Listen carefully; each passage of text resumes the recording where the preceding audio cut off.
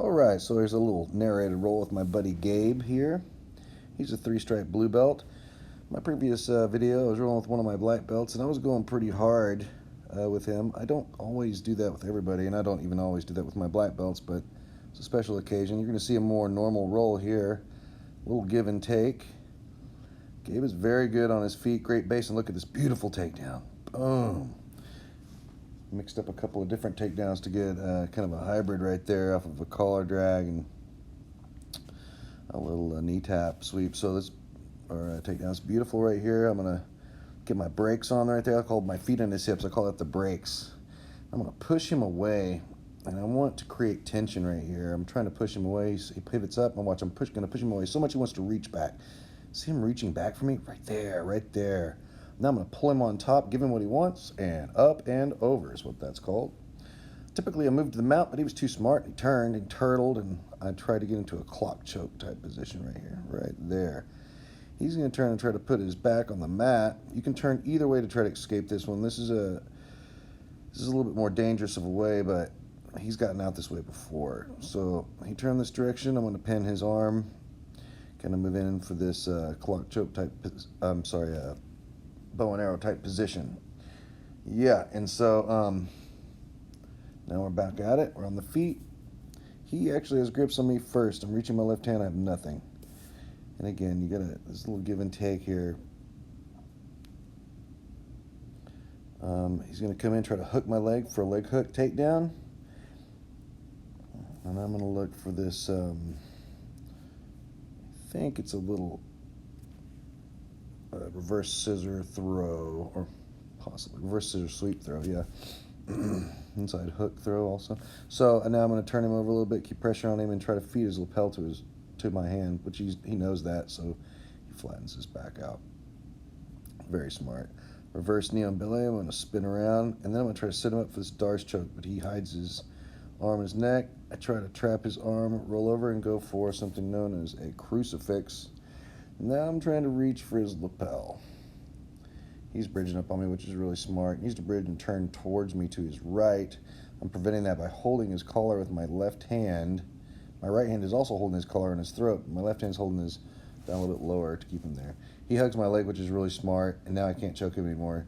And now he has to give up the position. He's not going to be able to make it to the top by holding my leg, but he doesn't get choked, which, yeah, I would call that good. Let me get to the top right here. Look how my hair parts there on the top. Isn't that interesting? It's pretty crazy. I've got this crazy cowlick in my hair. I can just shave my head. That'd be great. So here I am, side. I'm trying to wrist lock Gabe right there. My wife did that to me earlier that day. That's the only reason I'm trying that. It's because she did it, so I thought it was going to be cool, but it didn't work for me. She's better at it than I am. He's going to go back and try to return the favor, which is awesome. So I put my hands together, keep everything tight, and break all that business loose. Now here we are trying to mount, feed my hand inside the collar like I always do. And this is where I'm going to have to try to turn him a little bit, take the arm or take the neck. It's a trip threat position here. So I'm either going to take the choke, take his arm, or I'm going to take his back. He's blocking that choke really well. Let's grab that arm. See what we can get here. Go for the arm. He's not going to give it. Turns beautifully. I move back to the modified mount position. Trying to look to take the back. So you see me getting down low right there. My face getting really close to his shoulder. That means I'm wanting the back. I know me. He knows that too, so he's going to try to turn up and not give it to me. I tried to take the arm, but I was actually kind of on the arm a little too much. I could have fell back and hurt him. I let go right there, and he knows that this is what he's getting ready to agree. That was a good idea right there. If you ever feel yourself falling into an arm lock like that, it's always better just to bail on it as opposed to hurt your training partner. It's not worth it at all just to get a sub.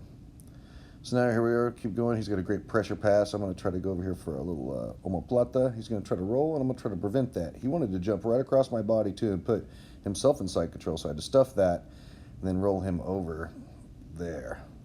So he was getting ready to do the right thing and jump right across and be in his own side control. So now I'm going to kind of scoop in here for this knee bar and look to try to go to a cross-facing grab. There's my hair again. Look at that on my little cowlick right there, a little part on my right-hand side of my head.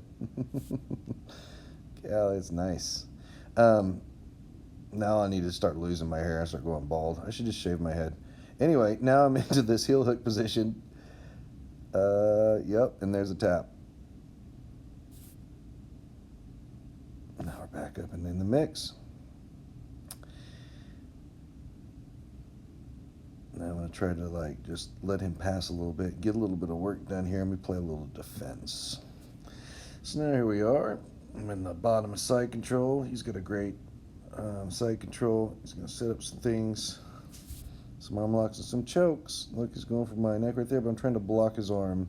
Just want to keep that from getting in there. I don't want him to get control of my head. Now from here, I'm going to just kind of wait. There's no hurry for me right here. I scoot out a little bit when he tries to put his knee on my belly, move into a spider guard position, and get a little bit of a tilt sweep right there.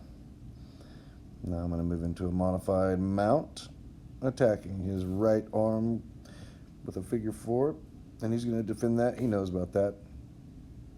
Moving into really unbothering the choke, only to get his arms to pop up there, faking that choke right there. Now I'm trying to take the back a little bit. It looks like I'm so thrown off by my hair right now, because if you look at my head, it kind of looks like I have like a big scar on my head and the right side of it in the back. Look at that. I've been hit with a sword or something. It's just a cowlick in my hair where it parts like that, but it's funny looking. Shave myself a mohawk here pretty soon. That'll be great. Anyway, so here I am. Gabe is doing an amazing job defending my back attacks. Very smart with his hand fighting and the direction that he turns when he feels he can. Right now I'm trying to set up a little bow and arrow choke right here with my knee behind his head. He's turning to try to keep that from happening, trying to peel my grip. Very smart. I'm going to loop around and go for this little arm lock right here, and he's defending it by keeping my leg from going over his head. I move back to kind of messing with my arms, and it makes him think about not blocking his head. That's what I'm trying to do. He knows better than that. Puts his head on my leg, bridges up. Now I can't throw my leg over his head, and he's going to turn towards me.